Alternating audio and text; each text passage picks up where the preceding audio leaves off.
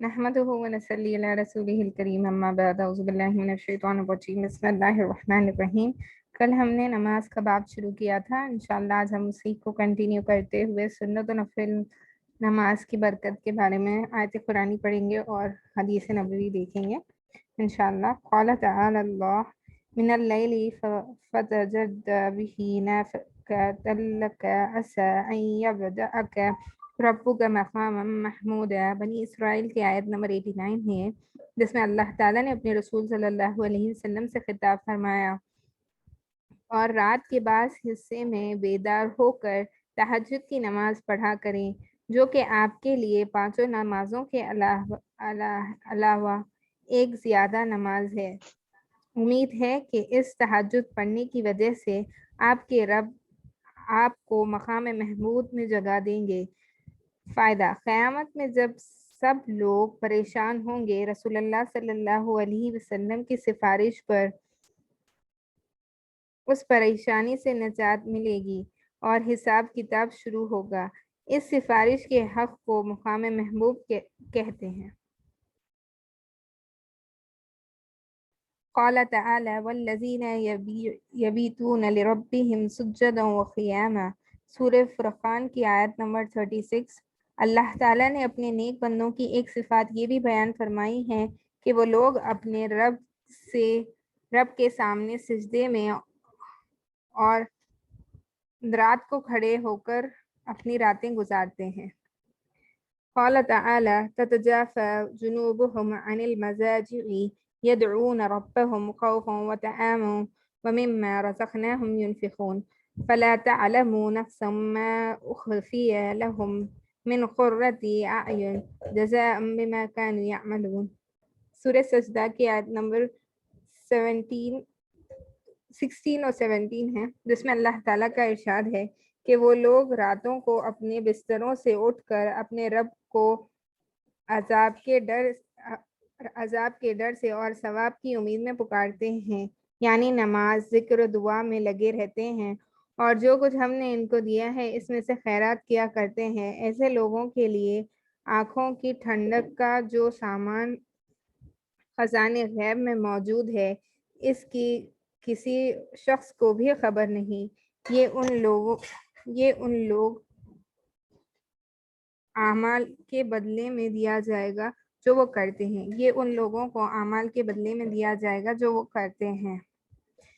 قال تعالی ان المتقین فی جنات وعیون آخذین ما آتاہم ربهم انہم كانوا قبل ذلك محسنین كانوا قلیلا من اللیل ما یجہنون وبالاسحار هم یستغفرون، سورہ زاریات کی آیت نمبر 10 تا 18۔ اللہ تعالیٰ کا ارشاد ہے، متقی لوگ باغات اور چشموں میں ہوں گے، ان کے رب نے انہیں جو ثواب عطا کیا ہوگا ایسے خوشی خوشی لے کر رہیں گے۔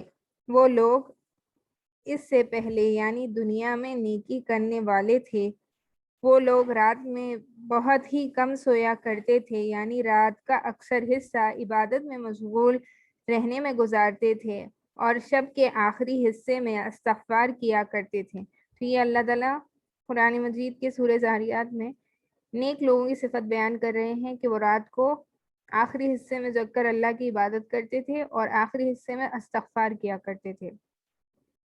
قال تعالی یا ایھا المزمل قم اللیل الا قلیلا نصفه انقص منه قلیلا او زد علیہ ورتل القرآن ترتیلا ان سنلقی علیک قولا ثقیلا ان ناشئۃ اللیل ہی اشد وطئا واقوم قیلا ان لک فی النہار سبحا طویلا، سورہ مزمل کی آیت نمبر 1 تا 8۔ اللہ تعالیٰ نے رسول صلی اللہ علیہ وسلم سے خطاب فرمایا، اے چادر اوڑھنے والے، رات کو تہجد کی نماز میں کھڑے رہا کریں، مگر کچھ دیر آرام فرما لیں، یعنی آدھی رات یا آدھی رات سے کچھ کم یا آدھی رات سے کچھ زیادہ آرام فرما لیں، اور اس تہجد کی نماز میں قرآن کریم کو ٹھہر ٹھہر کر پڑھا کیجیے۔ تہجد کے حکم کی ایک حکمت یہ ہے کہ رات کے اٹھنے کے مجاہدے کی وجہ سے طبیعت میں بھاری کلام برداشت کرنے کی استعداد خوب کامل ہو جائے کیونکہ ہم ان قریب آپ پر ایک بھاری کلام یعنی قرآن کریم نازل کرنے والے ہیں۔ دوسری حکمت یہ ہے کہ رات کا اٹھنا نفس کو خوب کچلتا ہے اور اس وقت بات ٹھیک نکلتی ہے، یعنی قرات، ذکر اور دعا میں الفاظ خوب اطمینان سے ادا ہوتے ہیں اور ان اعمال میں جی لگتا ہے۔ تو جو رات کی عبادت ہے، یعنی کہ تہجد کی نماز پڑھنا ہے اور رات کی عبادت کرنا ہے، یہ سورہ مزمل کی تفسیر میں آ رہا ہے کہ اللہ تعالیٰ نے رات کی نماز یعنی تہجد کی کیا کیا فضیلتیں بیان کی ہیں۔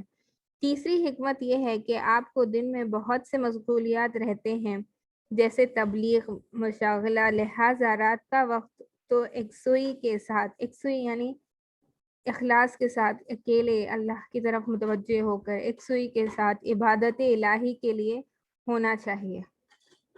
احادیث نبوی، حضرت ابو امامہ رضی اللہ تعالیٰ عنہ سے روایت ہے کہ نبی کریم صلی اللہ علیہ وسلم نے ارشاد فرمایا، اللہ تعالیٰ کسی بندے کو 2 رکعت نماز کی توفیق دے دے، اس سے بہتر کوئی چیز نہیں ہے۔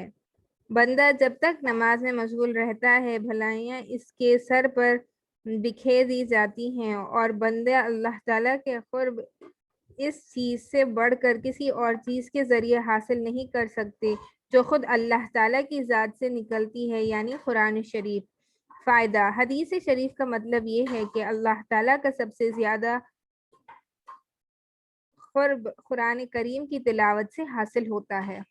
قرب یعنی کہ اللہ تعالیٰ سے قریب آپ قرآن کریم کی تلاوت سے ہو سکتے ہیں۔ قرآن کریم کی تلاوت یہاں پر جو بیان کیا جا رہا ہے، قرآن کو آپ لفظی طور پر عربک ٹیکسٹ میں بھی پڑھیں اور معنوں کے ساتھ ترجمے سے بھی پڑھیں۔ حضرت ابو امامہ رضی اللہ تعالیٰ عنہ سے روایت ہے کہ نبی کریم صلی اللہ علیہ وسلم نے ارشاد فرمایا، اللہ تعالیٰ کسی بندے کو 2 رکعت نماز کی توفیق دے دے، اس سے بہتر کوئی چیز نہیں ہے۔ بندہ جب تک نماز میں مشغول رہتا ہے، بھلائیاں اس کے سر پر بکھیر دی جاتی ہیں اور بندے اللہ تعالیٰ کا قرب اس چیز سے بڑھ کر کسی اور چیز کے ذریعے حاصل نہیں کر سکتے جو خود اللہ تعالیٰ کی ذات سے نکلی ہے، یعنی قرآن شریف۔ فائدہ، حدیث شریف کا مطلب یہ ہے کہ اللہ تعالیٰ کا سب سے زیادہ قرب قرآن کریم کی تلاوت سے حاصل ہوتا ہے۔ حضرت ابو ہریرہ رضی اللہ تعالیٰ عنہ سے روایت ہے کہ رسول اللہ صلی اللہ علیہ وسلم ایک خبر کے پاس سے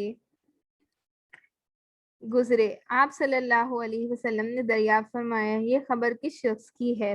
صحابہ رضی اللہ تعالیٰ عنہما نے عرض کیا، فلاں شخص کی ہے۔ آپ صلی اللہ علیہ وسلم نے ارشاد فرمایا، اس خبر والے شخص نے نزدیک 2 رکعتیں اس شخص کے نزدیک 2 رکعت کا پڑھنا تمہاری دنیا کی باقی تمام چیزوں سے زیادہ پسندیدہ ہے۔ فائدہ، رسول اللہ صلی اللہ علیہ وسلم کا ارشاد کا مقصد یہ ہے کہ 2 رکعت کی قیمت تمام دنیا کے ساز و سامان سے زیادہ ہے۔ اس کا صحیح علم خبر میں پہنچ کر ہوگا، یعنی کہ ہم ریئلائز نہیں کرتے کہ 2 رکعت نماز جو ہم عبادت کر رہے ہیں، جو ہے وہ 2 رکعت نفل ہو، 2 رکعت سنت ہو، کہ اس کا کتنا اجر ہمیں مل رہا ہے، کتنے ثواب کی دینے والی چیز ہے۔ ہم اس کو بنا ریئلائز کریں، ہم اس کو ایک دم جو ہے وداؤٹ اٹینشن پڑھ لیتے یا کبھی کبھی چھوڑ دیتے یہ سوچ کر کہ چلیے سنت یا نفل ہی ہے۔ لیکن اگر ہمیں ایک بار پتہ چل جائے کہ یہ نماز پڑھنے سے ہمیں کتنا فائدہ ہوگا، یہ نماز کی وجہ سے ہمیں کتنی نیکی مل رہی ہے، تو ہم کبھی بھی اس کو نہیں چھوڑیں گے۔ تو بتایا یہ جاتا ہے کہ دنیا میں جو بھی عمل کرتے ہیں اس کی ہمیں قدر نہیں ہوتی۔ ایک بار جب سانس بند ہو جائے گی، ایک بار جب ہم خبر میں پہنچ جائیں گے تو ہمیں پتہ چلے گا کہ ہم جس عمل کو اتنا ادنا سمجھتے تھے، کہ اتنا ہلکا سمجھتے تھے، اس عمل کے کرنے سے اتنا زیادہ ثواب ہوتا ہے۔ اور بتایا یہ جاتا ہے کہ جب بندہ خبر میں چلے جاتا ہے تو وہ تمنا کرتا ہے کہ اللہ تعالیٰ میرے کو ایک چانس دیجیے، میں بس اتنا سا کر لوں، لیکن وہاں پر آپ کو کوئی چانس نہیں ملے گا۔ جو کچھ بھی ہے، جب تک آپ کی سانس باقی ہے آپ کو تبھی موقع ہے۔ تو ہم نمازیں فرض نمازوں کے ساتھ سنت اور نوافل پڑھنے کا بھی اہتمام کرنے والے بنیں۔ حضرت ابو ذر رضی اللہ تعالیٰ عنہ فرماتے ہیں کہ ایک مرتبہ نبی کریم صلی اللہ علیہ وسلم سردی کے موسم میں باہر تشریف لائے، پتے درخت سے گر رہے تھے۔ آپ صلی اللہ علیہ وسلم نے ایک درخت کی ٹہنی ہاتھ میں لے لی، ان پر پتے اور بھی گرنے لگے۔ نبی کریم صلی اللہ علیہ وسلم نے ارشاد فرمایا، ابو ذر، میں نے عرض کیا، لبیک یا رسول اللہ صلی اللہ علیہ وسلم۔ آپ صلی اللہ علیہ وسلم نے ارشاد فرمایا، مسلمان بندہ جب اللہ تعالیٰ کو راضی کرنے کے لیے نماز پڑھتا ہے تو اس کے گناہ ایسے ہی گرتے ہیں جیسے یہ پتے اس درخت سے گر رہے ہیں۔ حضرت ابو ذر رضی اللہ تعالیٰ عنہ فرماتے ہیں کہ ایک مرتبہ نبی کریم صلی اللہ علیہ وسلم سردی کے موسم میں باہر تشریف لائے، پتے درخت سے گر رہے تھے۔ آپ صلی اللہ علیہ وسلم نے درخت کی ڈالیوں ٹہنیوں کو ہاتھ میں لیا اور تو اس کے پتے اور بھی گرنے لگے۔ نبی کریم صلی اللہ علیہ وسلم نے ارشاد فرمایا، ابو ذر، میں نے عرض کیا، لبیک یا رسول اللہ صلی اللہ علیہ وسلم۔ آپ صلی اللہ علیہ وسلم نے ارشاد فرمایا، مسلمان بندہ جب اللہ تعالیٰ کو راضی کرنے کے لیے نماز پڑھتا ہے تو اس کے گناہ ایسے ہی گرتے ہیں جیسے یہ پتے اس درخت سے گر رہے ہیں۔ حضرت عائشہ رضی اللہ تعالیٰ عنہما روایت کرتی ہیں کہ رسول اللہ صلی اللہ علیہ وسلم کا ارشاد نقل فرماتی ہیں، جو شخص 12 رکعتیں پڑھنے کی پابندی کرتا ہے، اللہ تعالیٰ اس کے لیے جنت میں محل بناتے ہیں۔ 4 رکعت ظہر سے پہلے، 2 رکعت ظہر کے بعد، 2 رکعت مغرب کے بعد، 2 رکعت عشاء کے بعد اور 2 رکعت فجر سے پہلے۔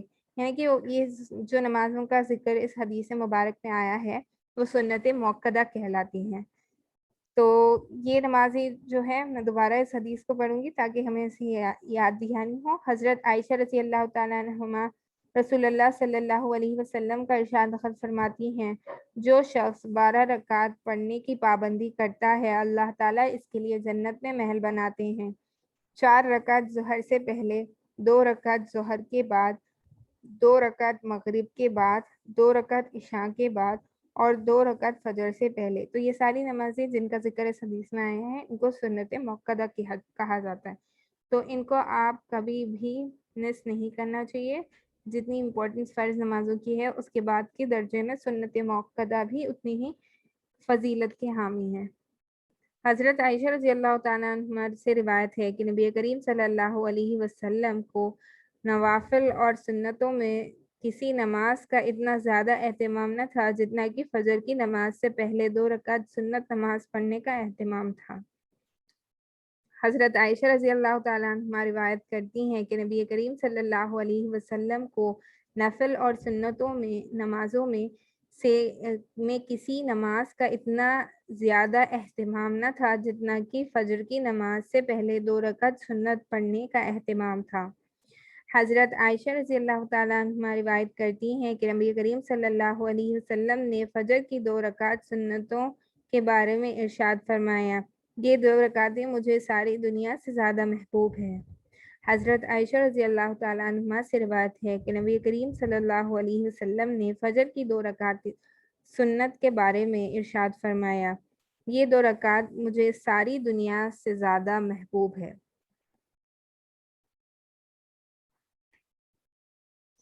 حضرت ابو حبیبہ رضی اللہ تعالیٰ عنہما سے روایت ہے کہ رسول اللہ صلی اللہ علیہ وسلم نے ارشاد فرمایا، جو شخص ظہر سے پہلے 4 رکعت اور ظہر کے بعد 4 رکعتیں پابندی سے پڑھتا ہے، اللہ تعالیٰ اسے دوزخ